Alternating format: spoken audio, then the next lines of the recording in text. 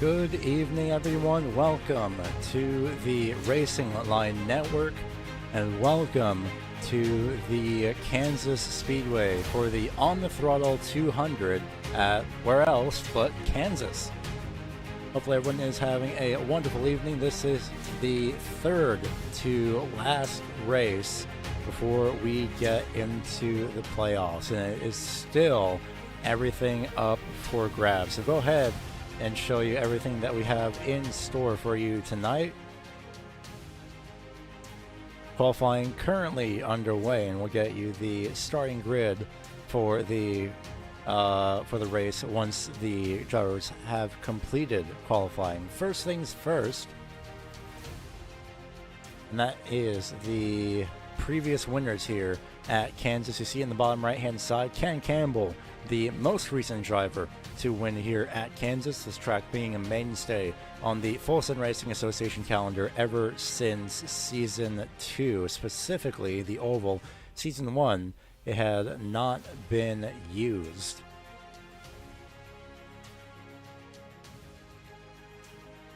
And then we will, of course, show you the schedule coming into tonight's event.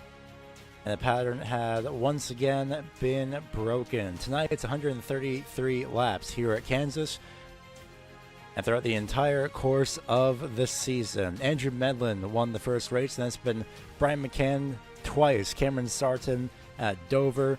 Zachary Lovelace won at the Red Bull Ring. That was Brian McCann and Cameron Sarton repeating that same format once again. So for the third time this season, it was Cameron Sarton denying Brian McCann's chance at getting 3 wins in a row. Now, one would only think, with this kind of a pattern that we have seen so far this season, will we be seeing this once again tonight, where Brian McCann would win Kansas? Could he win Sonoma? Then we see Cameron Sarton winning at Talladega. It is, I would say, quite possible to for something to like that to occur. And of course, that is the schedule out of the way. Next week is Sonoma, but the second and final race, final road course race specifically, going into the ending portion of the regular season. And this is something that everyone is going to be keeping an eye on here. It is the championship standings. And Tony Brent and Travis Start, as of Bristol last week, they have mathematically advanced into the playoffs. They are effectively locked in on points. So everybody from 6th through to 12th, well, technically 6th through down to the end of the championship standings, have not locked themselves in. In order to lock yourselves in, I'm going to have to do the math really quick as well. To lock yourself in without needing a win, you would need a stage win, which is 10 points. On top of that, you need a second place finish, which would be 35 points. That's 45 points total. With these last 3 races, you need 135 points. Hunter Karsten is so close to getting that. So I think even Hunter Karsten could mathematically lock himself in tonight if he gets, doing the math off the top of my head, I think 4th place in the stage, which will be lap 35 tonight. A very early stage end tonight. And that is a look at the championship standings as well as the schedule coming into tonight. All that's going to be around the top 12, no doubt.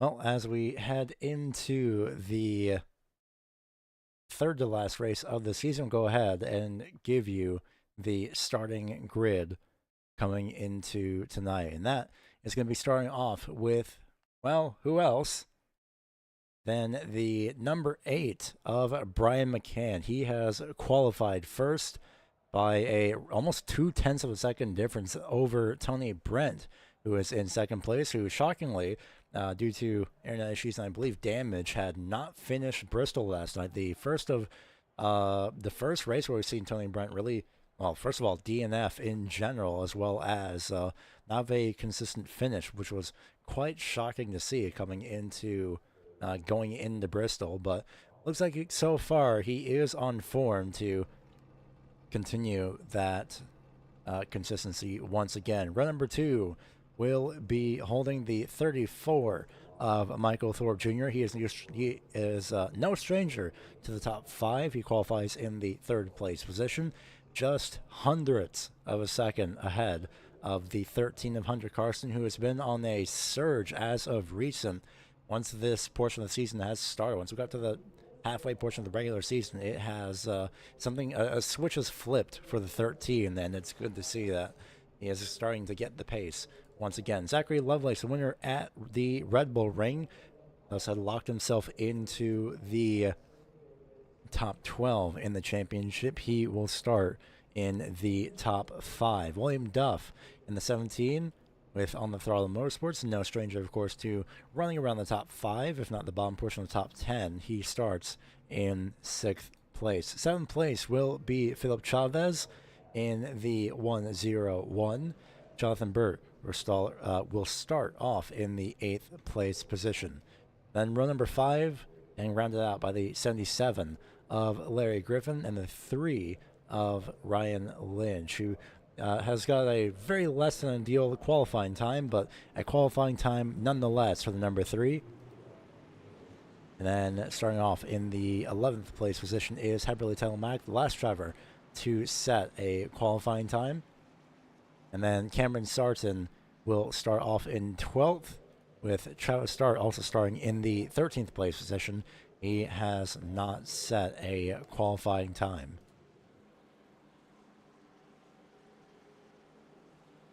Stage ends at lap 35, and as one race is about to end, which is the eNASCAR Coke Series Championship, another race begins. A lot of things going on today, apparently. Everyone's doing a bunch of different things all at the same time, which is quite unfortunate. There's apparently too much sim racing happening at once. Who would have thought?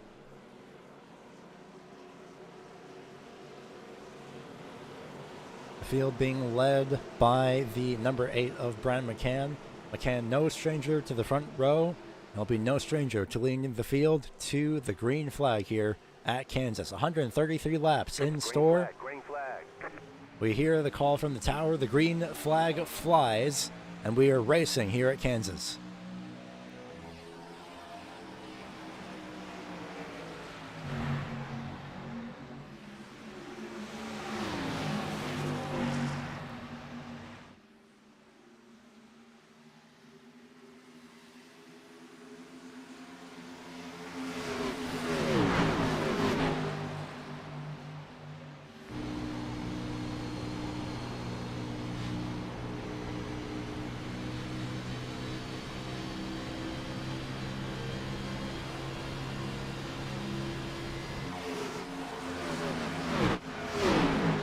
Brian McCann leads the first lap as we round ourselves into turns 1 and 2.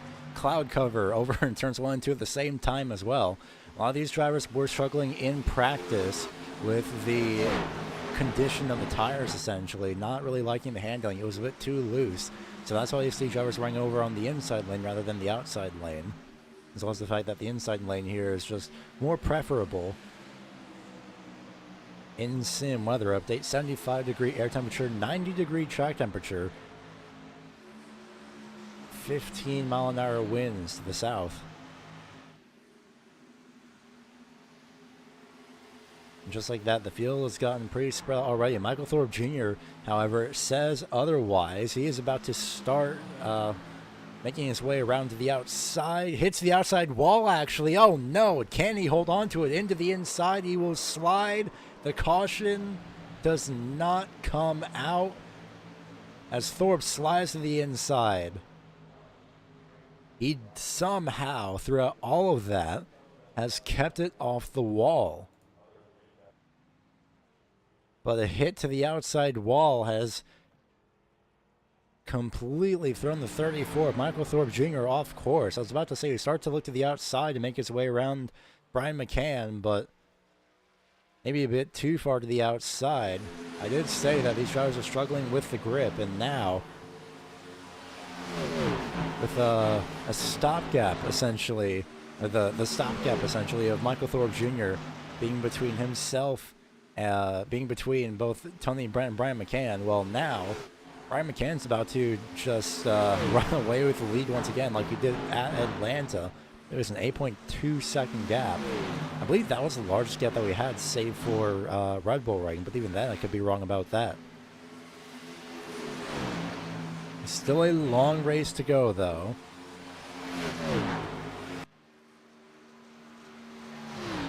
Looks to be no severe damage to the right-hand side of the 34. I don't see any visible fender damage, so kept it off the wall enough. As Tony Brent is going to be fending off the 33 of Zachary Lovelace. Hunter Karsten lurking in 4th place, trying to run that little bit lane, run the lower lane. Of course, just as we ride on board, we see Hunter Karsten move to the inside. Lovelace trying to run the outside lane. No luck, though. Entering turn number 1 as Karsten moves up to 3rd.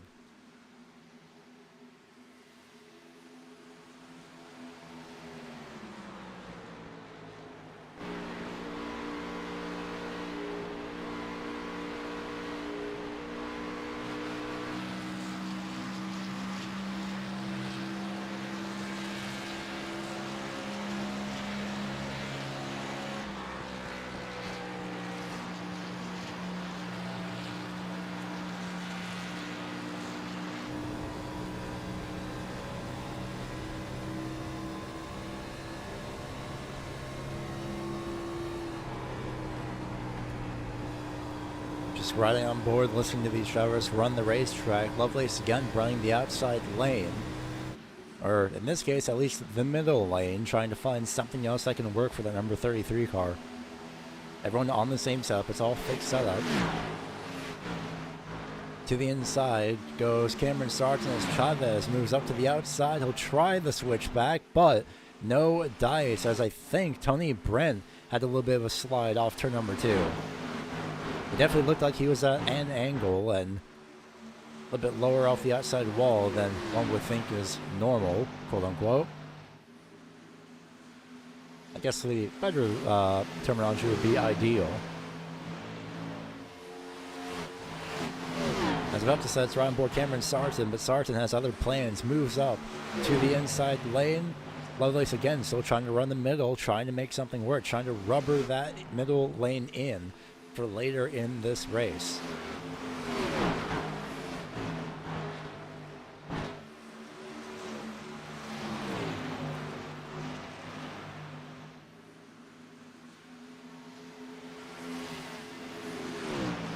We see Sargent diving down to the apron, trying to do everything that he can.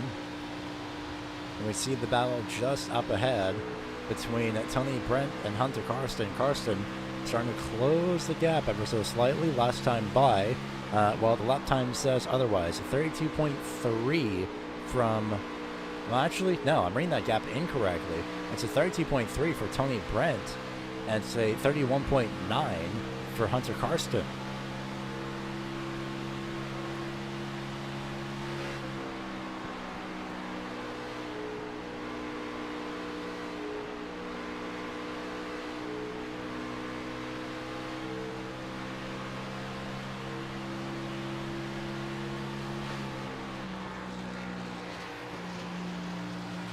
We see Tony Brent starting to migrate up to the outside lane.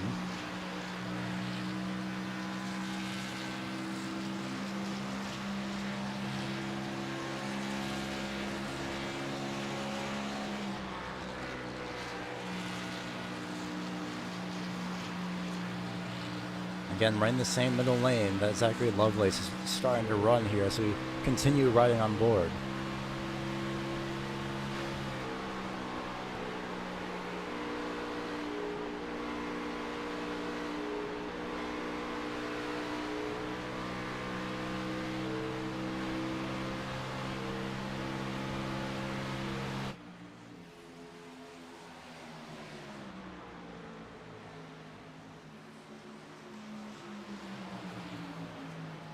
Of course, Cameron Sarton, known for, just for fun, doing his last to first challenges, I feel like at this point, has climbed his way up through the field from 13th.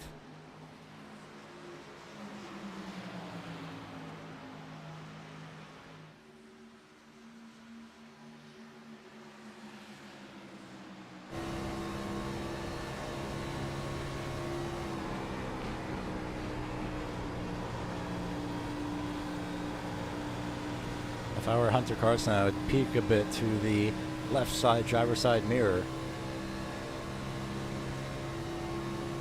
And start to be a little bit worried. Well, I say that, and Cameron might be listening, apparently, because he's starting to run the outside lane now. Can't see what's not in your mirrors, I guess, and in that case, that strategy might work out. Karsten not defending the inside lane too hard at this point. I think he knows. Pretty much everyone knows that Sarton and McCann are kind of in their own little world in a sense.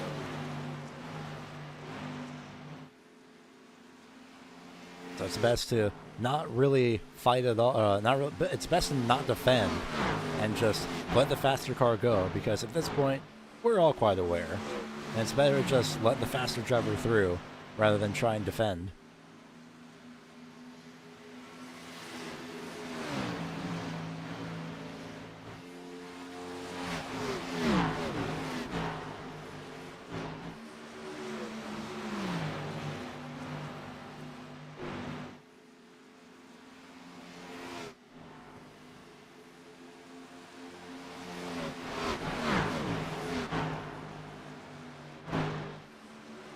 Zachary Lovelace starting to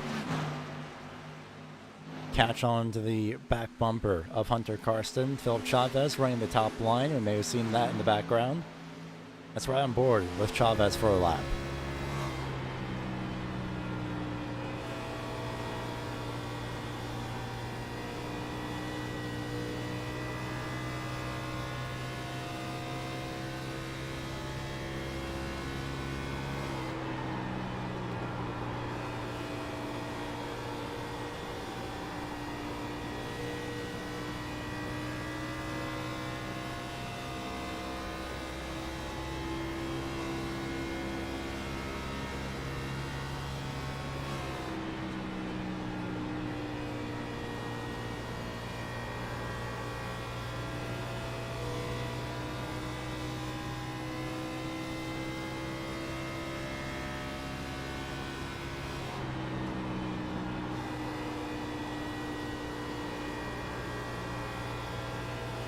Cameron Sarton has caught up to the back bumper of Tony Brent.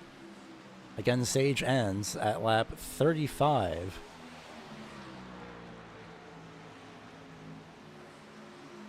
And for the drivers that are locked in this case, Brian McCann, Cameron Sarton, Zachary Lovelace, doesn't really matter too much in a sense, as I think Hunter Karsten just hit the outside wall off turn number 2.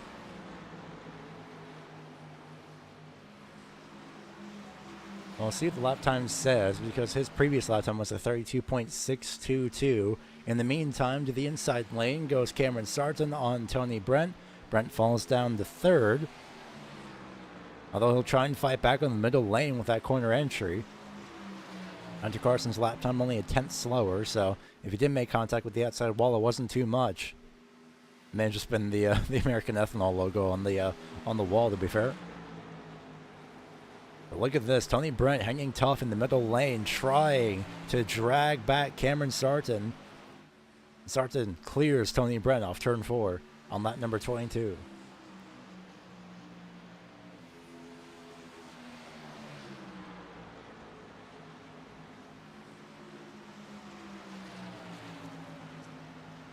Interestingly, Sarton moves up to the top lane in turn number 2. Carson at least getting a little bit loose off turn number 2. I think I saw that just at the edge of the frame on the exit of turn 2. I think Carson is starting to push the tires a little bit. Here comes Philip Chavez to the inside.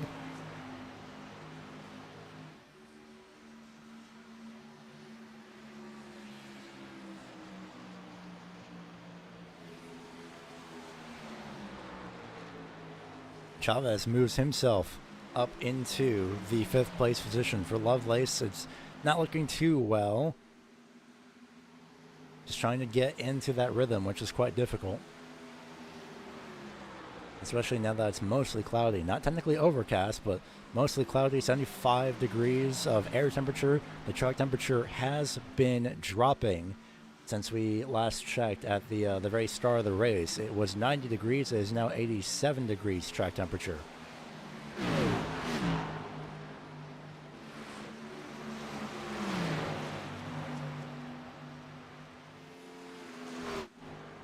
Now's the sound of Brent McKen going by as we see Sarton, Brent, Carson, then Chavez and Lovelace, and, as well as Travis Start, make their way into turn 3 and 4.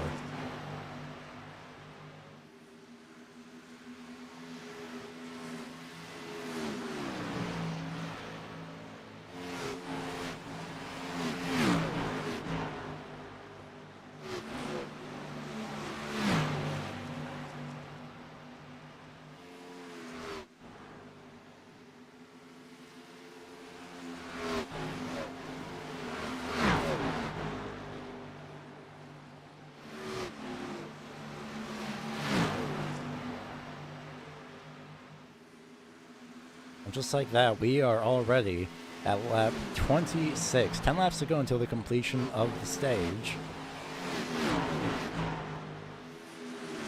And so William Duff and Heberly Telmack are fighting side by side for 9th. Duff trying to run the outside lane. No luck so far. And the 88 machine making its way by the 17. There is Jonathan Burt. I'd say in a good way, in a land of his own.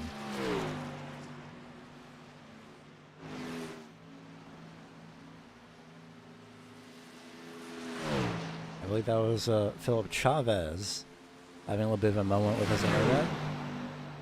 In the meantime, though, we have a little bit of a group of cars here from about 4th to 8th place. So all these points are up for grabs.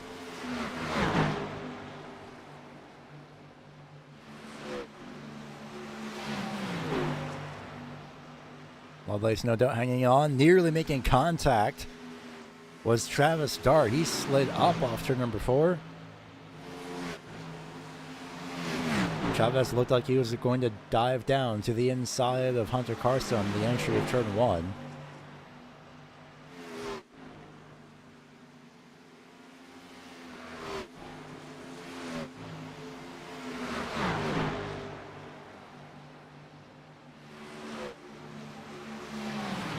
Hunter Carson still running that middle lane, at least the lane above, trying to keep the left side tires on that seam.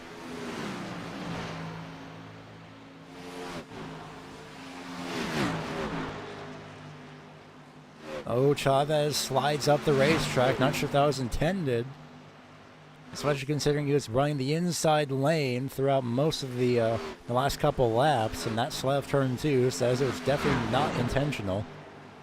This lane, I think, definitely now says, yep, I'll try and run the outside lane now. He thinks the Inside lane's not working too well. Neither is the outside lane, bobbling off of turn 4. About 6 laps until we complete the stage. And this is the battle for points here.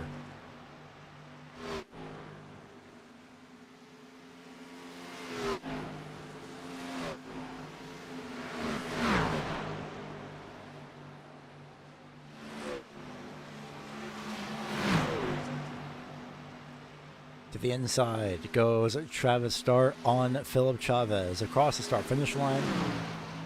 Completion of the stage. And the stage completes at lap 35. The stage ends at the completion of lap 35. There we go. Took a bit. Got there at the end, though. Travis Start has gotten into the top 5 as well. Can Philip Chavez strike back? Starting to migrate back down to the inside now.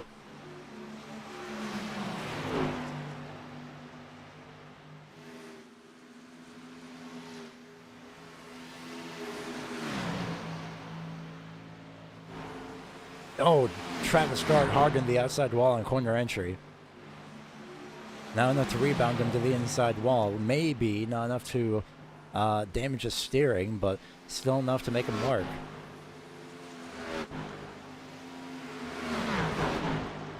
McCann, Sarton, Brent, your top 3. This battle from 4th through 8th.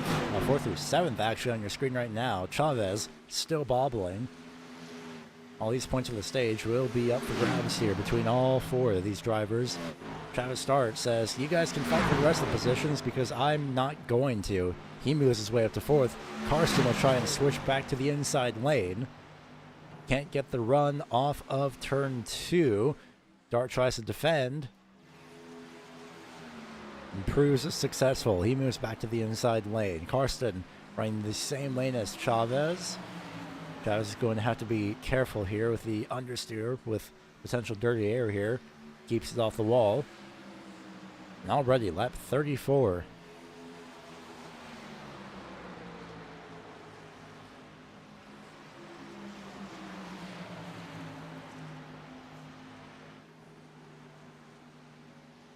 Oh, contact is made. I don't know if Chavez hit the outside wall and then Lovelace had nowhere to go, but contact was definitely made between Lovelace and Chavez because Lovelace now has a bent front bumper. 2 laps to go. Well, correction, final lap in the stage.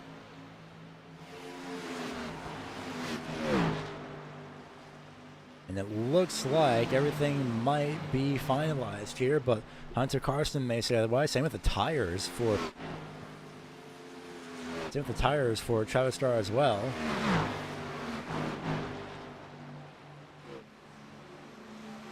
Brian McCann will win stage 1. Cameron Sarton finishes 2nd. 3rd place. Tony Brent, Travis Start, Hunter Karsten, Philip Chavez, Zachary Lovelace.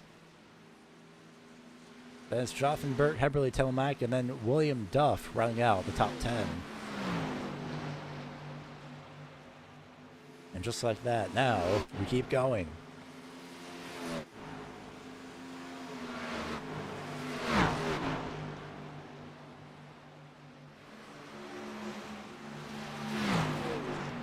So with those points, I did mention, I believe it was Hunter Karsten, that needed the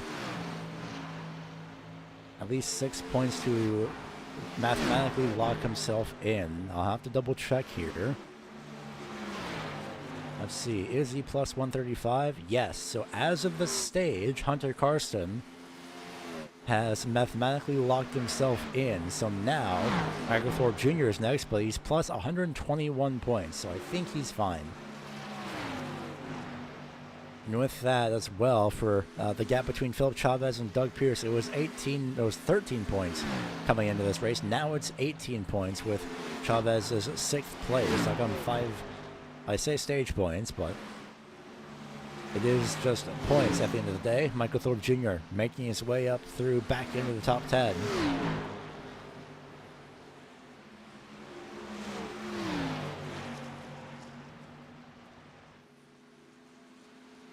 Thorpe sliding off turn number 2, but manages to hold on to it.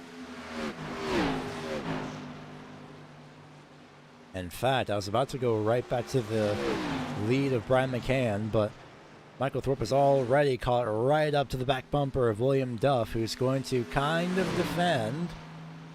He's thought about it, but he will relent the inside lane, so just like that, 2 positions in 2 laps for Michael Thorpe Jr. as he makes his way up through the field. And Heberly Telemac is slow on the apron. That is turns 1 and 2.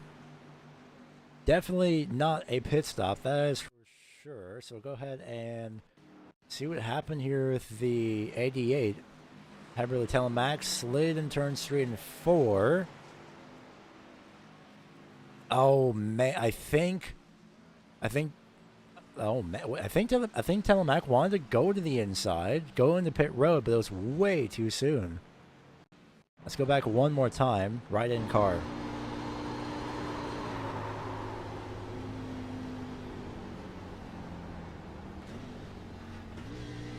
Oh, the indecisiveness.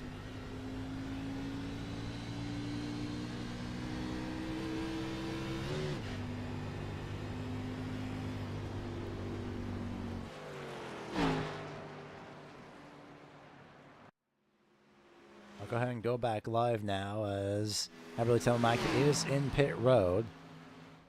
There's leader Brian McCann. There's Heberly. Brought back the American flag paint scheme. I swear I just saw the right side go down, but it was the left side.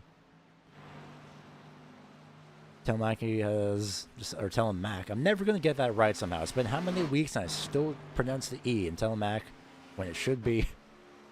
It should just be Telemac. Was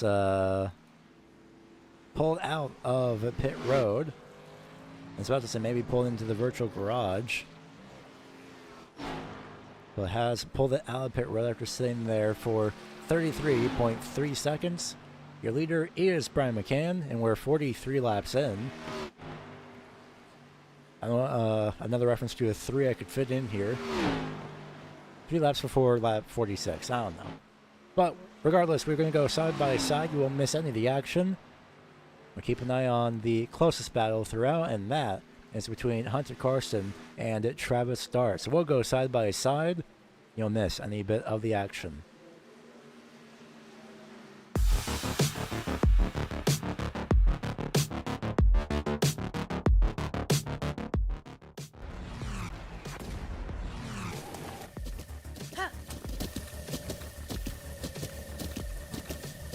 With the Butt Kicker Gamer 2, what you see and what you hear is what you feel.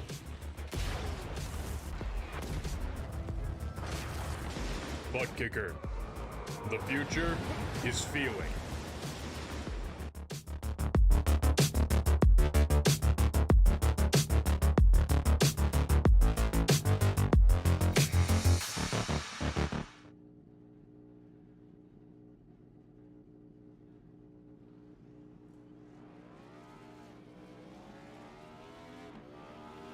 Here at TWRS, we're always here to help our squad when they need a little push in the right direction.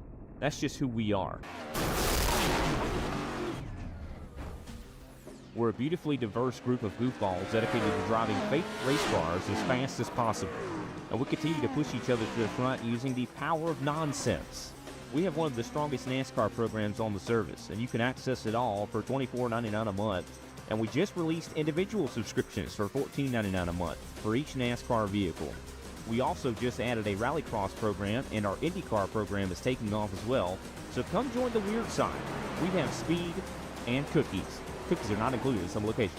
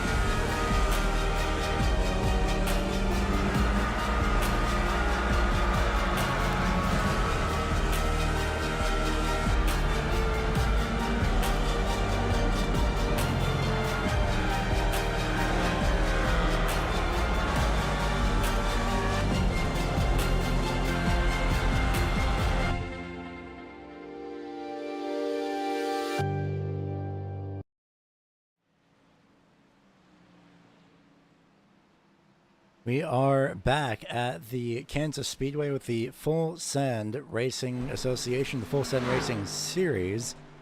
133 laps are on tap. Already, at least 50 of them are completed. And this is the On the Throttle 200 at Kansas.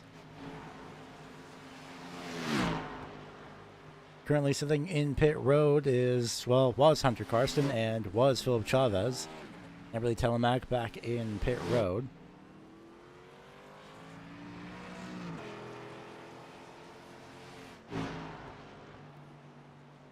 But pretty much a good majority of the field is one lap down.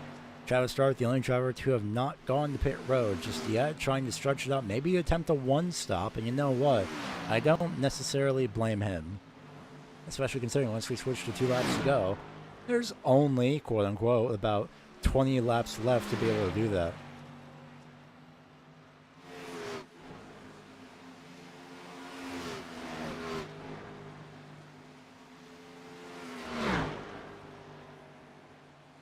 Of course, this could help out Travis Start in terms of strategy as well. The longer run could play off, so we'll see, no pun intended, we'll see how things fare as Brian McCann's all the way over here in turn, what, is that turn 4? No, that is turn 2. Travis Start just now going through turn 2 himself. That is pretty much the gap. In fact, we'll see if we can go here. Here's Brian McCann on the front straightaway. There's Cameron Sarton for good measure, and there is Travis Dart. So Travis has a leg up in a sense of being able to not have to worry about Brian McCann or Cameron Sarton for the next few laps, especially with what he's trying to do, trying to split the difference, potentially pit it halfway, and if it's possible, might as well go for it. Just slides off turn number 2, holds on to it. There is Tony Brent still 5th place. Zachary Lovelace, although with the little extra damage between himself, from contact between himself and Philip Chavez, we never really got a good look. At that. So I'll see if we can pull that up for a replay here. It's between Lovelace as well, and it might be here. Nope, that is pit road. In fact, we might not even be able to, was it lap 51? It's not lap 51. Not sure why it's marked as a crash, but regardless, back with live pictures.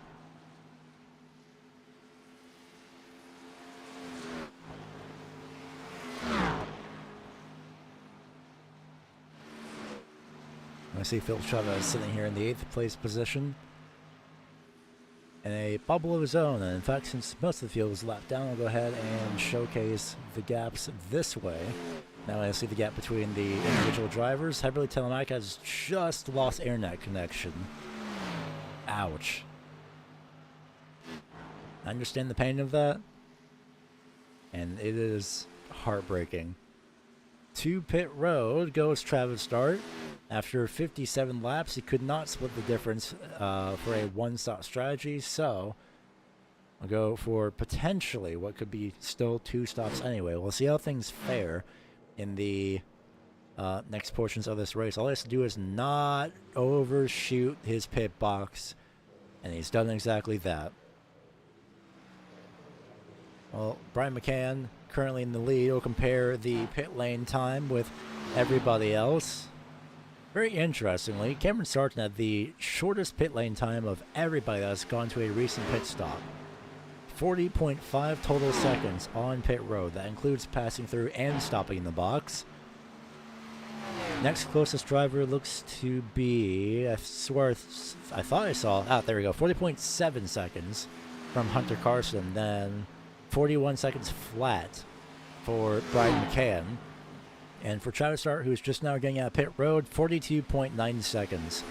So that overshoot cost him an average of, I want to say about maybe about 1.5 seconds, maybe 1 second. 1 to 1.5 seconds is what that overshoot cost him on pit road. One might think Michael Thorpe Jr. may have done the same because he had a 14.3 pit lane time.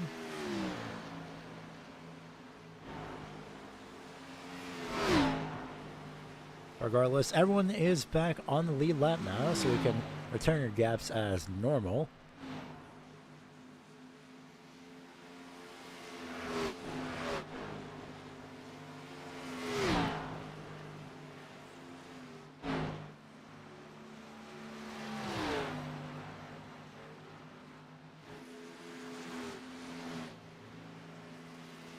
And with 43 laps to go, things are still, of course, not going to be finalized because the gap between Lovelace and Carson, I think Carson just got by Lovelace. And the gaps, we do have close gaps. Next one is once again around 6th through 8th. Travis Start, Phil Chavez, Jonathan Burt.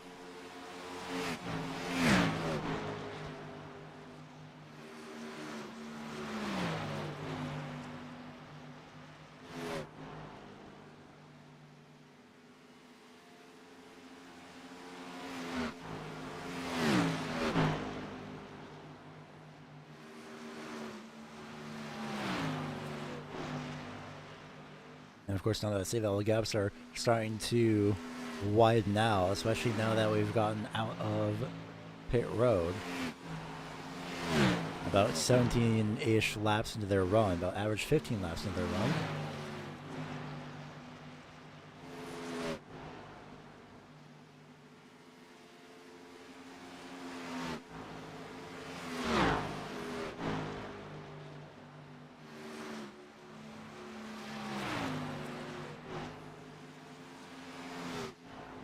So let's see, I did mention at the start of this broadcast that we could see the pretty much restart of the win formula where we've had Brian McCann, then Brian McCann, then Cameron Sargent. Well, McCann is about to start this again. That is if things stay as they are. So we'll start to see how things fare here in these next few laps. In the meantime, since we do have, I think we do have the possibility for this. Maybe not.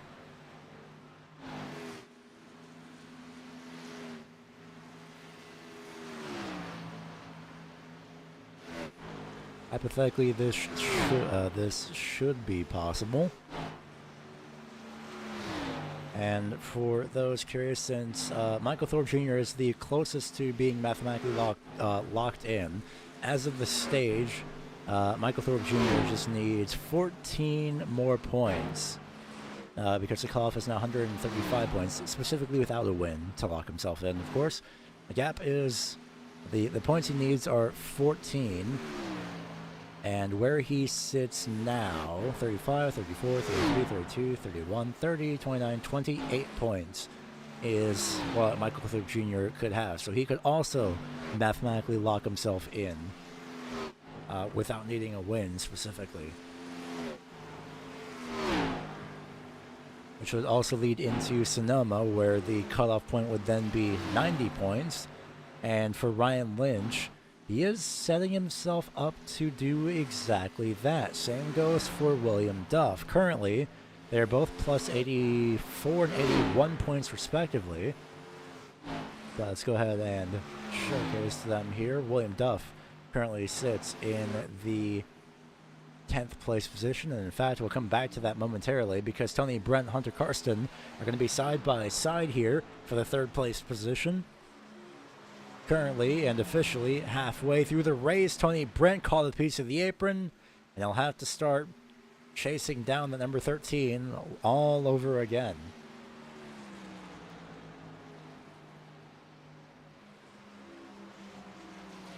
In fact, we can be even more hypothetical here. Let's go back to William Duff as well as Ryan Lynch. I'll go ahead and enter things as enter points as things currently stand with this lap, which will take a bit of manual labor here, as I was doing this in real time. But this is definitely something that could provide a little bit more information for some of these drivers if they are listening. Some of them might be able to relax, some of them not so much. So, if the race were to finish with these current standings, even Jonathan Burt would find himself locked in. So, hypothetically, I cannot stress that enough, hypothetically, in order to mathematically lock yourself in, you have to have 90 points by the end of this race. And for a few drivers, they would be locked in. So, we have, of course, Tony Brent and Travis Start. They lock themselves in. We have Hunter Karsten. I'm never going to get that right, apparently. We have Hunter Karsten, who has mathematically locked himself in as of this race. If he were to finish here, if everything were to stay as is, he would be plus 169 points from the cut line. Of course, now that I say that, end positions have started to change. Tony Brent starting to fall back a little bit on pace. Jonathan Burt and Michael Thorpe Jr. have swapped positions as well.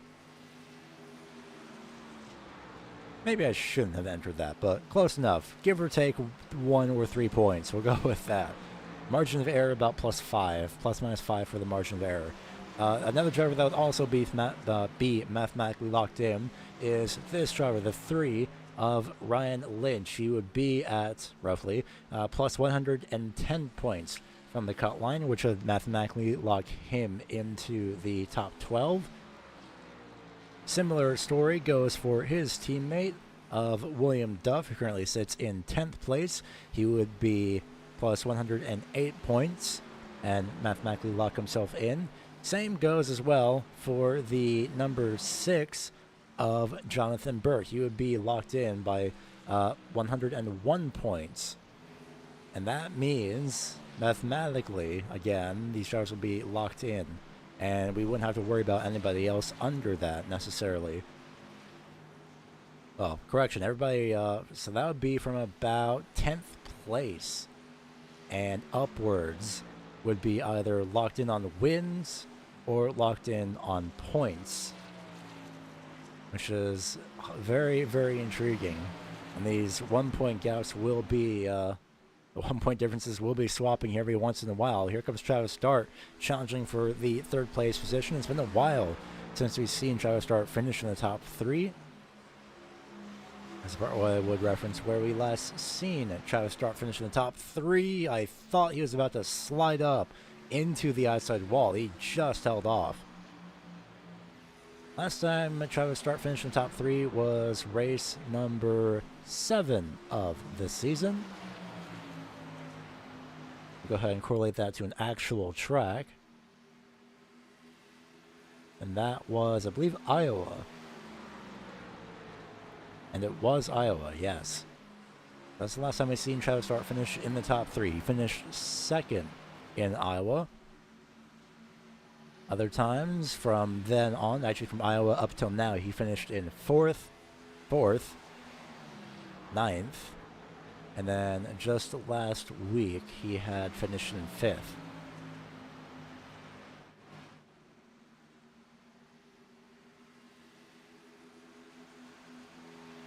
So let's see what we can do here. First of all, we should be updating the point standings, of course, and we'll show that on screen without the hypothetical as things are. In fact, we could do that.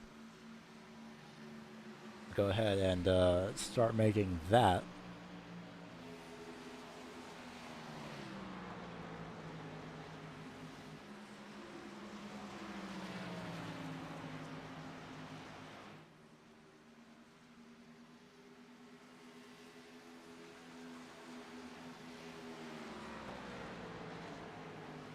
Shout out to the 34 of Michael Thorpe Jr., who had slid up and bounced off the outside wall a little bit earlier on in this race. Hasn't necessarily been at a large disadvantage, but I would say a top 10 is a top 10, and I would count that as something positive to look forward to. Sliding ever so slightly, as he always does, but he is still proving the fact that you just keep going, just roll with the punches, and everything should work out for you by the end of the race.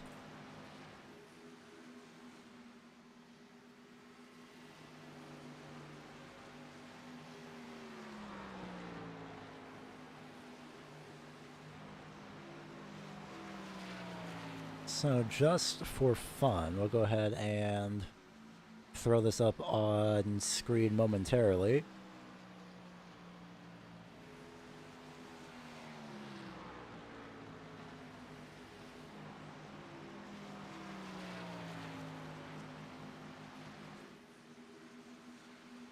As we see Tony Brent and Hunter Carson battling it out for the 4th place position.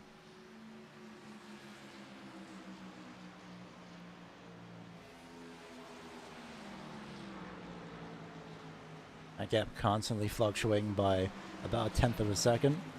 But we do have the time to do so. We'll go ahead and showcase to you the championship standing hypothetical. If the race were to finish as things stand, that's not it. There we go.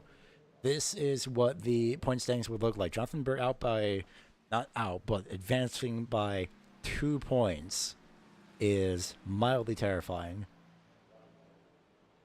But this is as things stand in this race if the race were to finish as is. So everybody from 10th upwards would be locked in on points. Again, the cutoff is 90 points going into Sonoma. I guess technically 80 points when we hit the stage as well. That's just introducing more variables than I'd like to think about. But regardless, the gap between Chris Chavez Essery and Heberly Telemac at 20. I haven't seen Chavez Essery in a while. Not sure as to why. It could be work-related as well. But regardless, if Heberly continues to attend these next couple races, I think things could go into the favor of that 88 car to snipe that position from Chris Chavez. We'll see how things fare in the closing portion of the race. But again, that is hypothetical point standings. That was as things currently stand. In terms of the actual point standings, not sure why Cameron Sarton was at the 2nd place anyway. But regardless, we'll get everything set up here once again. In fact, we'll show you the change here in real time. Let's bring this up once again. So this is the hypothetical again as things stand, but taking the stage into account and not finishing positions, there are the gaps. May see it's 38 points, but wait a minute. That doesn't seem right. That might be correct. Pretty sure it's correct. Yeah. There's no 8th win for Brian McCann there, so these are accurate. So 9th through 1st are locked in on points.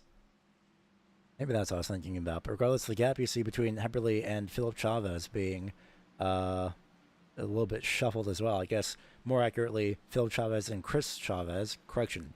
The gap between Chris Chavez and Henry Telemac, there we go, is a lot wider than what we see. Same for just the general cut line gap being 20 points.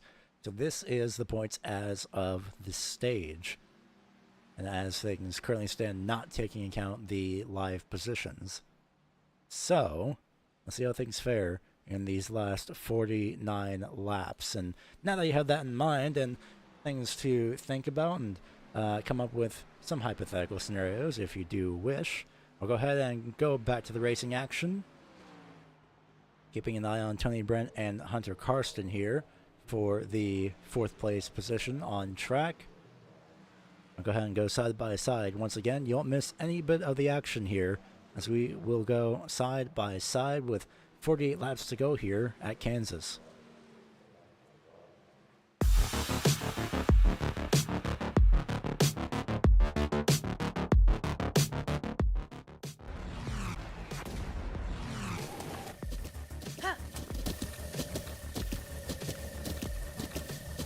With the Butt Kicker Gamer 2, what you see and what you hear is what you feel.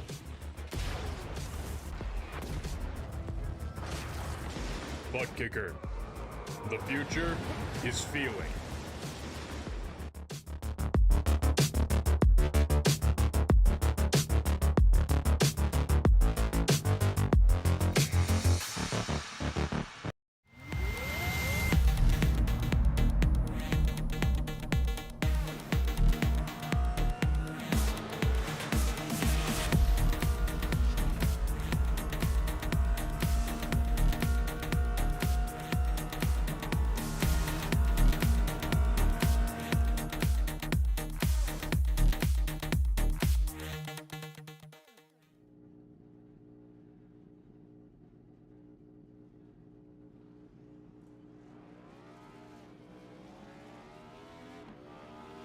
Here at TWRS, we're always here to help our squad when they need a little push in the right direction.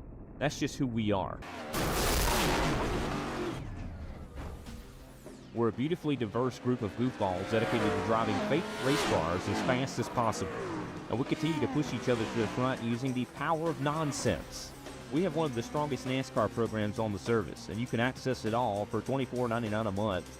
And we just released individual subscriptions for $14.99 a month for each NASCAR vehicle. We also just added a Rallycross program, and our IndyCar program is taking off as well. So come join the weird side.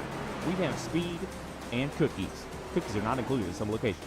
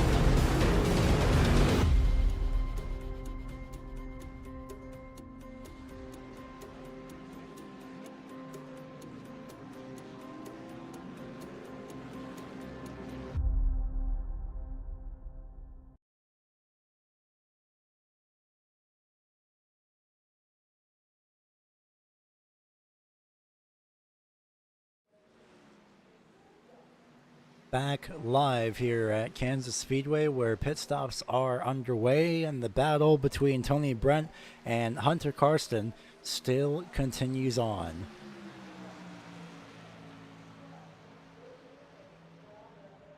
Up to the outside he goes.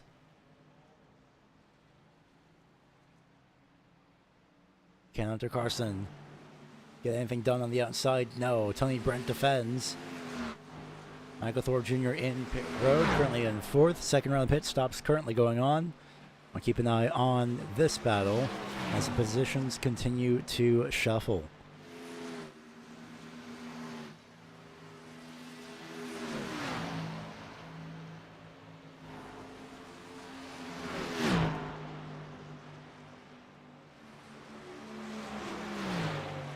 Travis Stars snuck his way into the lead.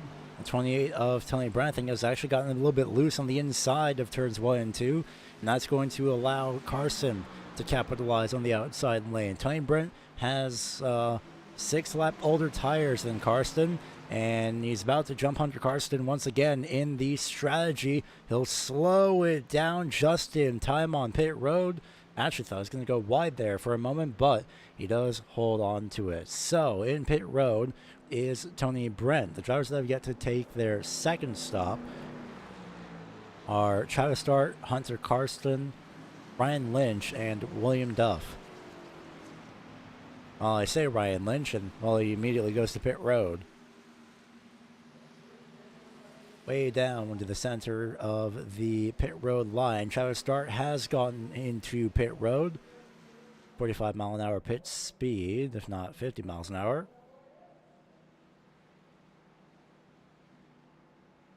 I have to double check that because it might be 55 actually.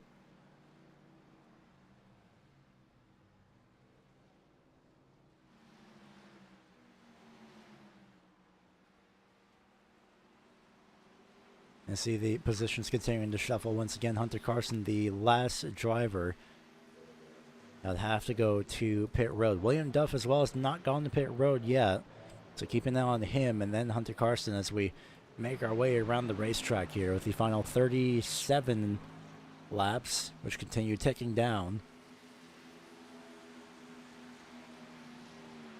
Of course, we saw Travis Start try and stretch the previous run towards the halfway point. Didn't really play into his favor too much. He's on the same strategy. William Duff and Hunter Carson have chosen to not go to pit road this time by 50 laps, now 49 laps actually on the current set of tires for William Duff, 47 laps for Hunter Carson. Once Carson pits, it will be a battle between Cameron Sarton and Brian McCann, as they will go into net P1, P2.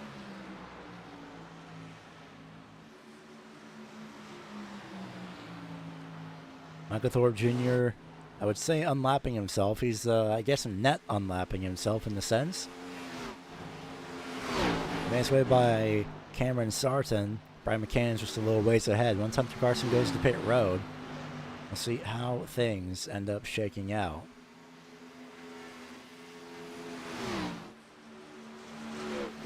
Chavez in line to potentially overtake Jonathan Burt, depending on how these next 5 or so laps go. William Duff has not gone to pit road just yet. Hunter Carson does choose to go to pit road. So that means net lead goes to, well, the lead actually, does go over to the 8 of Brian McCann.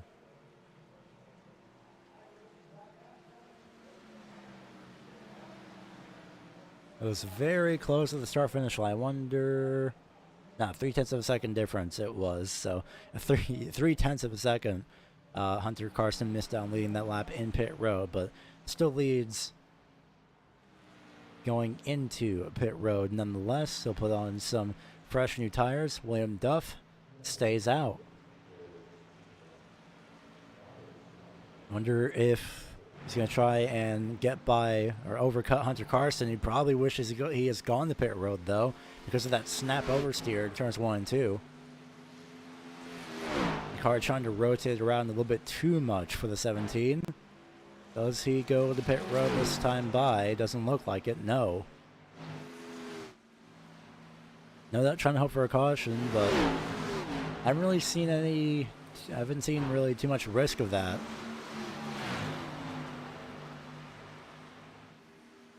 .34, Michael Thorpe Jr. slides off turn number 4. Back of the car wiggling all over the place.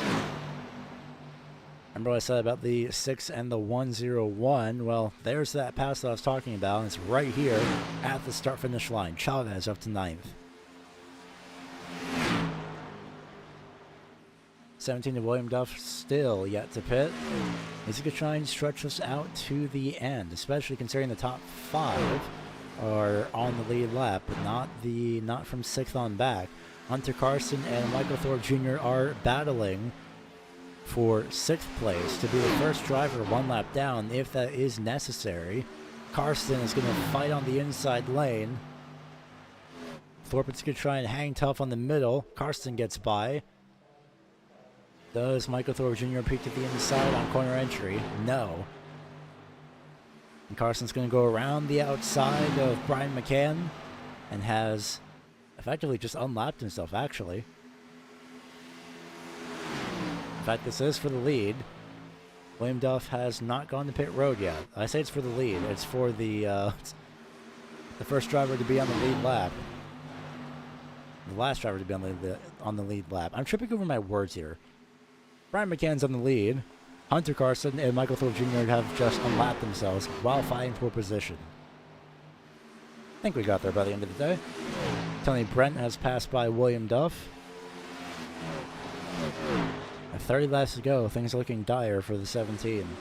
Jonathan Burt and Philip Chavez once again trying to potentially do battle here.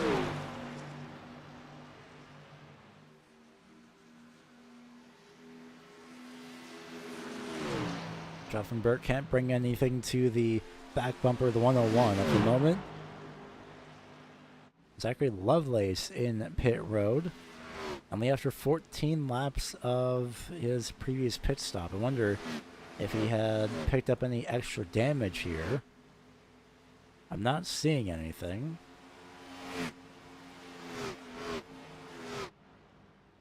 But 33 in his pit box nonetheless for longer than the 14-second average that would take to change tires and put some fuel in.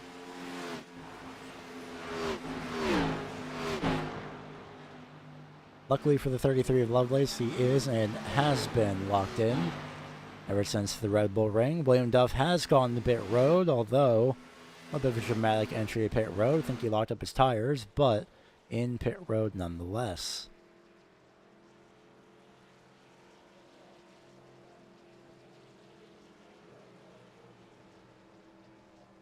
So we have been talking a bit of weather earlier, and might as well talk about it again. Still considered mostly cloudy. The sun not hidden behind the clouds this time. Enough for the air temperature to have gone up a couple of degrees from last time we checked in. It is 77 degrees air temperature. The wind's still about 50 miles to the south, averaging. Track temp has gone back up to 90 degrees now that the sun is out and not being hidden behind the clouds, and some of these drivers are definitely feeling that.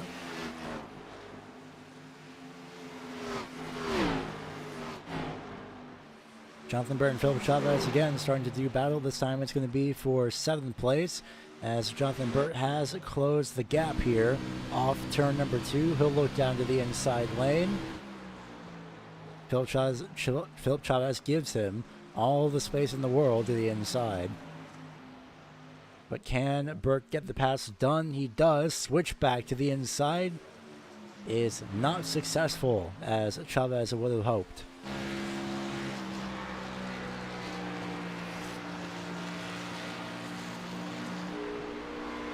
And with that run, this might be, I would say it might be a done deal for P7 on the track, but then again, these two have been battling with each other over the past few laps, pretty much ever since they've gotten out of pit road. Give or take 15 laps to go.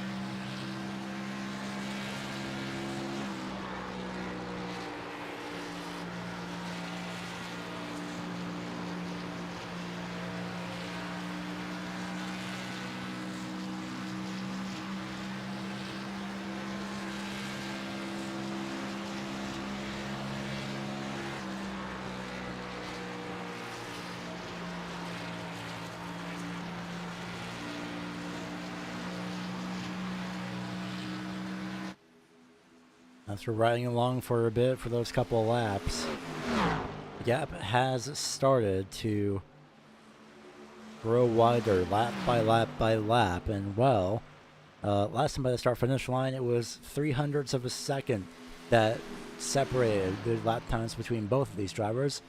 This time by, it was 32.8 for Jonathan Burt, 32.9 for the 101 of Philip Chavez.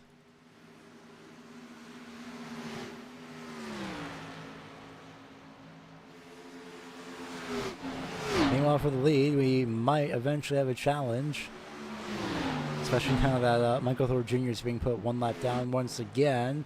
McCann will shut the door and sportsmanship, and Thorpe says, all right, I'll just stay behind you then. That has indirectly slowed up the 8 of Brian McCann, I believe. We'll see what the lap times are last time by between McCann and Sarton. Last time by, again, it's 0.03 of a second. This time by, it's 0.03 of a second. That's the difference. In terms of lap times, these two are setting relatively equal lap times here. 32.817 for Brian McCann, 32.844 is the lap time of Cameron Sarton with 20 laps to go. And Tony Brent has actually started to catch up to Travis Dart here. 0.4 of a second drop off in the lap time of Travis Dart. I wonder if he hit the outside wall at some point. He did hit the inside wall or the outside wall entering turn 1 earlier in the race, but was not enough to prove a detriment to his aero or his steering, so it could be tire fall off. We'll see how things fare.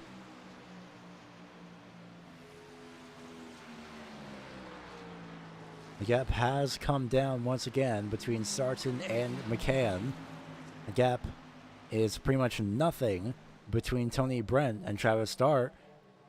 Tony Brent not able to get the run off of the corner on the inside as he may have wanted. Meanwhile, for the lead, Michael Thorpe Jr. is fighting hard to stay in the lead lap.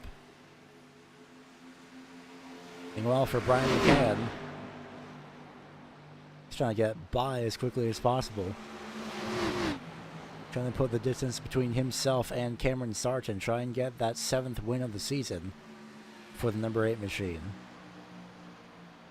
Cameron Sarton gets to the inside of Michael Thorpe Jr. And with 17 laps to go, as positions swap between Tony Brent and Travis Dart, this is proven detrimental to Cameron Sarton as well, but no rule saying that a lap car absolutely has to stay out of the way, or a gentleman's agreement, and Thorpe is no doubt more than aware of that. As Tony Brent and Travis Dart trade positions, it is Tony Brent back up to 3rd place.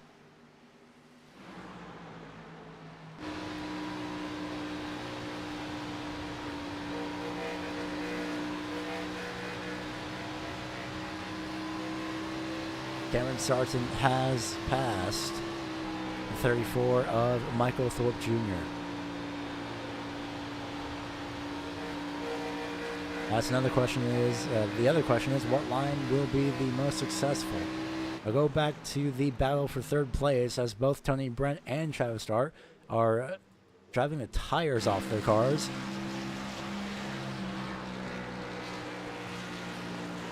Both of them are, I believe at this point, they are pretty much mathematically locked in. In fact, I think both of these drivers have been mathematically locked in.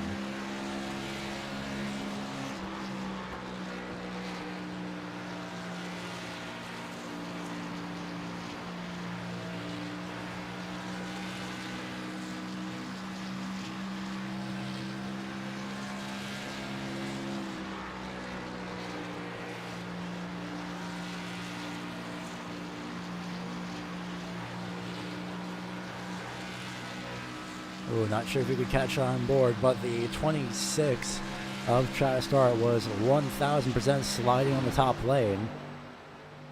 Meanwhile, on the other side of the racetrack, it is the 8 and the 1 first and second once again, but that could change here heading into these final 13 laps. Top side goes Cameron Sarton. The only driver, the full-time driver, well, correction, the only driver so far this season to have gone back-to-back in wins is Brian McCann. Cameron Sarton has not gone back-to-back. He's broken the streak that Brian McCann has been setting, but he's not yet gone to a back-to-back win. So we'll see how things fare. McCann takes the top side lane away in turns 1 and 2. Both of them diving it down to the middle lane to get the momentum and drag those cars off of turn number 2.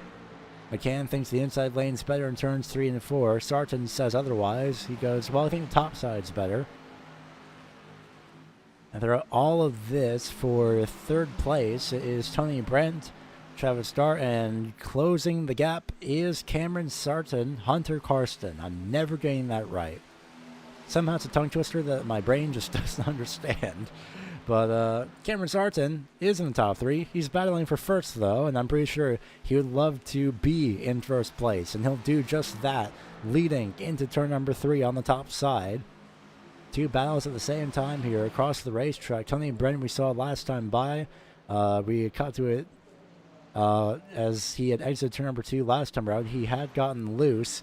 And that time by the start-finish line, it was Cameron Sarton in the lead with 10 laps to go.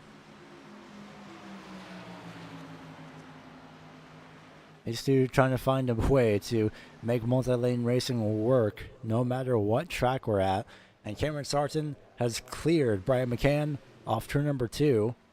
But there's still 9 laps remaining in this race. So McCann could strike, and, well, the outside walls could strike as well. Same with overheating the rear tires. We'll see how things go. But the long-run pace is clearly benefiting Cameron Sarton. Both these drivers pit on the same lap. Meanwhile, back in third place, Tony Brent proving successful in holding off Travis Dart and Hunter Karsten. The tires crying out in agony, as they say otherwise. For Hunter Karsten, he has 4 lap fresher tires than Travis Dart. He has 5 lap fresher tires than Tony Brent. Swap for 10th place as William Duff is once again in pit row, getting some tires. Feels after 17 laps that the tires aren't exactly holding up to his standards. 8 laps to go, and the battle for third place is just getting started, believe it or not. Tony Brent not utilizing the apron just yet. He'll leave the inside lane open for Travis Dart, who dives down to the inside lane. Brent stays firm in the middle. Travis Dart stays on the low side, puts the splitter of the car right up against that white lane as much as possible.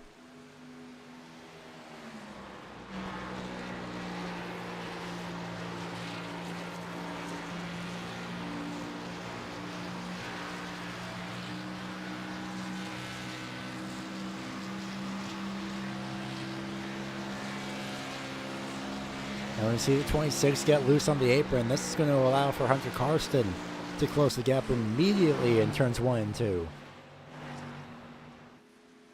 7 laps to go. I think both drivers at the outside wall. Karsten hit the outside wall a bit harder than Travis Dart did, though.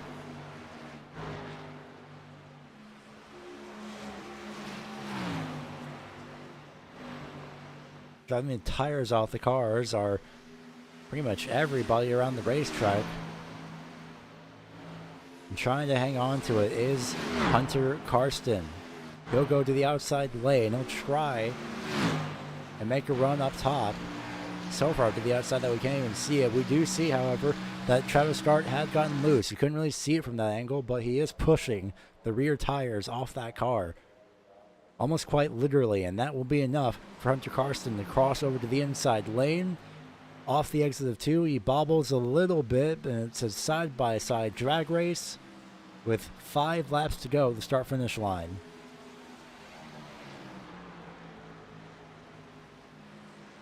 Karsten with the inside lane gets the pass done. Does he close the gap? He does. Bobbles a little bit, but he closes it. That's going to allow Travis Start to dive to the inside lane here with 4 laps to go at the start-finish line.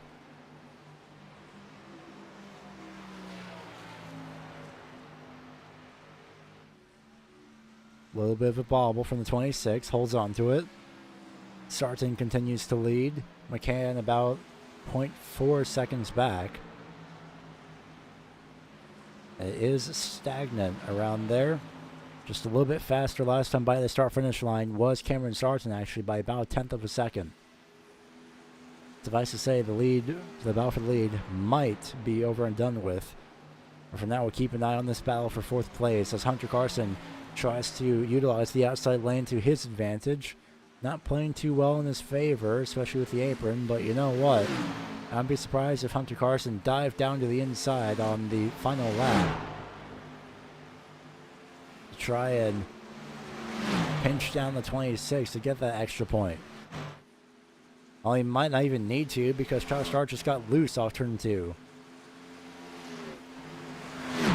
Still enough to hold on to the inside lane, though, for the 13. Again, bobbles off turn 4. 2 laps to go to the start-finish line, and in fact, that might do it. The leader of Cameron Sarton is right over here. This time by, it's the white flag here at Kansas. The On the Throttle 200 has officially gone caution-free. Add that to the tally of caution-free oval races that we've had so far this season. And of course, this being one of them. He started last, opted not to qualify. It's something he's done and has always been comfortable with. And once again, Cameron Sarton has proven that you can do a last to first challenge. Not only that, but Cameron Sarton has also proved as he rounds off turn number 4 that he too can go back-to-back and wins at Kansas. The battle for 4th place is about to heat up here. Tony Brent will no doubt finish 3rd depending on what happens here, but the battle is for 4th place on the racetrack.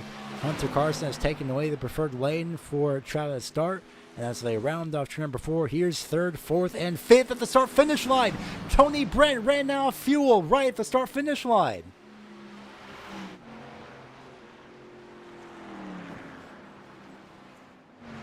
A surprise 3rd place finish goes to Hunter Karsten. 4th place, Travis Start. 5th place, Tony Brent. Oh my goodness, I cannot believe that. We'll take a look back at what happened here, but first the burnouts from Cameron Sarton. He has gone back-to-back in the league for the first time this season. He has proven to Brian McCann that he too, what's the phrase? Whatever you can do, I can do better. Cameron Sarton has just done that. And not only has Cameron Sarton gone back-to-back, he has set himself up for a potential, maybe, depending on how the road course goes, a three-peat, well, not even a three-peat, a 3 wins in a row. As Cameron Sarton burns it down the front straightaway, we'll take a look at the shock results now at this point. Cameron Sarton, 1st, 2nd, Brian McCann. 3rd place is Hunter Karsten. 4th place, Travis Starr. And 5th place is Tony Brent. Because of the green flag run we had, everyone else is a lap or more down. That is Michael Thorpe Jr. in 6th. 7th, Jonathan Burt. 8th, Philip Chavez. There we go. On the Throttle Racing's Ryan Lynch and Larry Griffin have once again snuck themselves into the 9th and 10th place positions as per usual. And then running out the rest of the field, William Duff finishing in 11th. Zachary Lovelace, unable to finish the race for one reason or another, finishes 12th, 30 laps down. Hemberley Telemac finishes 13th, 93 laps down. Initially due to internet connection issues, and well, not the best day, but I believe those points might still count for the 88. I'll have to double check and see how things fare with the points tally at the completion of this event. But before we get to our interviews, we're going to go ahead and head to a replay. This is going to be the full final lap for the 28 of Tony Brent. And we'll just ride on board. This might be, yes. So let's ride on board Tony Brent here.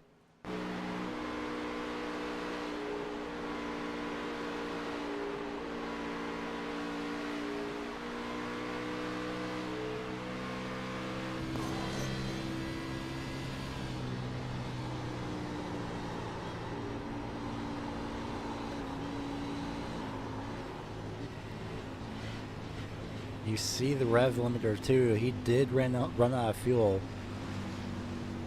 It did nothing but keep its foot in it. But you see Hunter Carson and Travis Starr just flying by. A shock third place finish.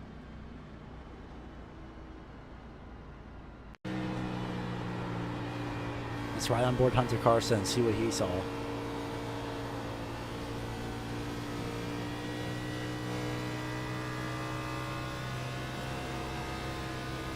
Wow. And once more for Travis Starr.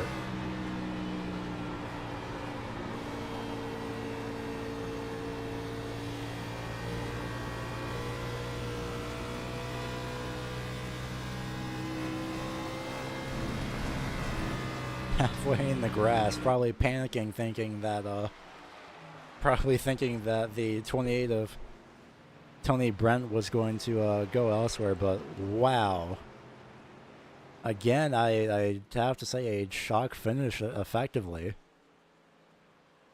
But we will go ahead and move on to your interviews here. And start with the third place finisher of Hunter Carson. Something that come on, there we go. Something that even I wasn't expecting is talking to you, Hunter, today. You did great, of course, qualified. I even had to double check for this just to be sure. Qualified fourth, and then hung around the top 5 for most of the day, or around the top 5, and then suddenly you appear back in third place because, well, at the literal last corner, Tony Brent ran out of fuel. Oh, for some reason, we do not have you. 1 second, I believe. I have to double check everything else here. Ah, that might be why. All right, let's try again. There we go. I didn't even. We're good? Yeah, we got you. Okay. Yeah, I didn't even expect to be up here. I just struggled with the long run pace most of the race. Just trying to find the limit and whatnot. But I ended up being a little lucky today and ended up P3. Yeah, even what I said is shock P3 finish, and well, something I have no words for. Shockingly, usually it's like something I should, but there are times where I'm just like, oh, okay, that's happened. So, absolutely wild. So we'll see how things fare going into Sonoma next week. Actually, before I continue even on to Sonoma, let me triple check with everything here with points. But I believe you are, at least, especially at this point, let me double check. Coming into this race, and as of the stage, you were plus 121 points. And for Sonoma, going into Sonoma, drivers would have to be plus 90 points to be mathematically locked in. So not taking the finish of the race into account just yet, but the stage points, you have firmly locked yourself in mathematically going into next week. So especially considering Sonoma being the road course next week, the rogue second road course of the season as well. Something that no doubt that you can relax about going into not only Sonoma, but Talladega for the week after. Yeah, those are 2 weeks I am not really looking forward to. I'm not good on road courses, and then Talladega is Talladega. Anything can really happen. So it's going to be nice to breathe and just try to get the best results we can. Well, before we go ahead and let you go celebrate your, I guess, genuinely surprised third place podium, go ahead and shout out who gets it done for you in that number 13 machine. Once again, 2-4 social, 2-4 speed, HC sim shots, and 213 simware is along with Premier Racing setups. Those are all good partners that help produce what I can do. And thanks for your time. We hope to talk to you again. I would say it's Sonoma, but considering what happened here, you never know. So either next week or Talladega, we hope to talk to you again soon. Thank you. Have a good one. That is third place finisher Hunter Karsten. Dare I say, shock third place finisher. Not only a shock third place finisher, but also something for, I guess, Brian McCann now to have on notice is the second repeat winner of the season. Brian usually have gone back to back, I think 3 separate times this season, only for it to be broken by Cameron Sarton a good majority of those times. And well, you still finished second here after Sarton had chased you down in the long run. Did you overrun the tires a little bit more by the end? And I'm sure the lap traffic didn't necessarily help too much either. Yeah, no, I don't think lap traffic was too bad, but at the beginning of the race, I knew it was going to be close, if not Cameron taking a win there, because he came from the back, got to second, and then started running me down. So off that first stint, I knew he was fast. And as far as tires go, the first time I came in, the right rear was 43. The second time I came in, 43. The last time here at the end of the race, it was 40. So I pushed that extra 3%, and at the end of that run, I was going. That right rear was so hot. Of course, you are no stranger to experiencing the trials and tribulations of the tread. I had to go with it. But regardless, still a solid finish for you. Next week, we head to Sonoma, the second road course of the season. I'm sure for a relief for many drivers here in the league. But your thoughts as we head to Sonoma next week? I love that track. I'm just not sure about this car on that track. Done the Cup car and the truck, so I think this car would be a little different experience, especially if that rear end doesn't have grip like it didn't have here tonight. That's going to be tough. But no, I love that track. Love to race there. I should say the ending temperature, at least the average temperature throughout the race for the track, was about give or take about 2 degrees. Let's say 88, 89 degrees track temperature. Not too bad compared to what drivers have had in the past. So if it's anything around there, it should be fine. But not only that, it's also the short course too. So skipping the carousel completely and going back to the quote-unquote classic layout, the little short shoe that just goes right into the second half of the racetrack, which I think, personally, is the best layout. Nice. Yeah, no, I didn't see that layout that we're going to run. So that'll definitely change things up a little bit. I can't wait. Well, before we go ahead and let you go ahead and shout who gets it done for you, that number 8. Yeah, my family. You for doing the broadcast, league admins for making the show happen, our sponsors for helping out, drivers for showing up, everybody watching tonight. Repeat 1975 my spotter, and Jones Paints and Designs on the car. Thank you. And thank you for your time as well. We have to talk to you again soon. That is the number 8 of Brian McCann. And moving on to the driver who just loves to do the last to first challenge, I think at this point for fun, and he thinks it's funny, Cameron Sarton, going from last to first here at Kansas. Not only that, but the second driver to do a back-to-back win on the season. Yeah, I did not mean to do back to front. I was in the middle of qualifying lap, and then it just kicked me out with like 10 seconds to go before the race. So I don't think I had the pole. I was probably 5th or 6th, but it would have been better than starting last. And got stuck behind some traffic, and then it was just hit my marks the rest of the way, which I was fortunate enough to do. So it was a tough race. My wrist is killing me because I felt like my wheel was about at 1 or 2 o'clock every single turn, just with the back end kicking out. But it was fun. I feel like there's something I'm missing here because apparently this is only.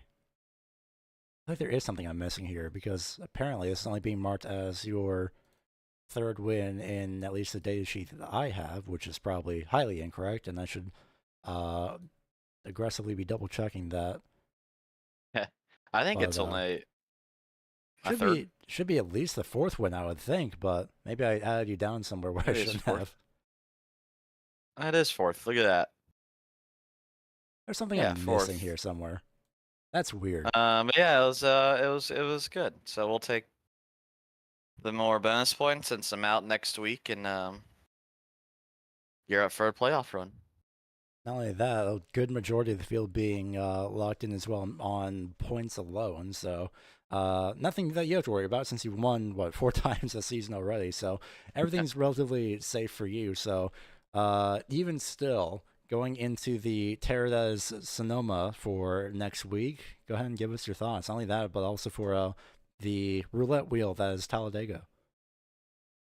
Talladega should be fun, as usual. I'm not here next week. I'm on a business trip, so which kind of thankful. I'm decent at Sonoma, but it's not my favorite road course, so not too sad that I'm missing it. But Talladega should be interesting, and then I feel good about every single playoff track. So I think Richmond's probably my best short track, and that's the last race, championship race, if I can get there. And Homestead and Phoenix are kind of two of my strong suits as well. So it should be fun.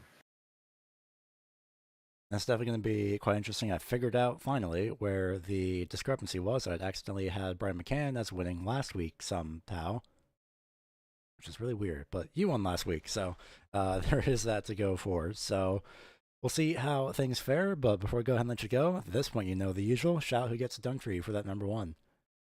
That's a mom, dad, grandma watching. Travis, yourself up in the booth, and same Flores for quarterback at Oklahoma State. So I know nothing about let's football, turn so I have around, no baby. comments for that. Thanks, man. Well, that is the race winner, Cameron Sarton, rounding out the top 3 finishers, getting his 4th win on the season. I'll go ahead and, now that we have it on standby, these are at least unofficially / officially your tentative points standings going into Sonoma for next week, once we find the proper spreadsheet and add that accordingly. There we go.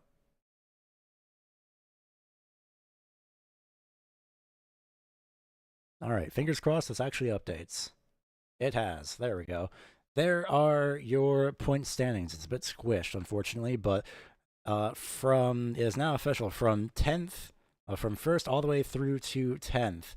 Those are the drivers that have locked themselves in, whether it be on wins or on points. There are 2 spots left with 2 races to go, and considering how the Red Bull Ring was, where Zach Lovelace had gotten his 1 win of the season, either Lovelace gets a repeat win or things change to a significant amount. So now, this is the part where we switch gears and start to focus on the cut line between, at this point, Philip Chavez, Chris Chavez Esri, Haberly Telemac, as well as Larry Griffin.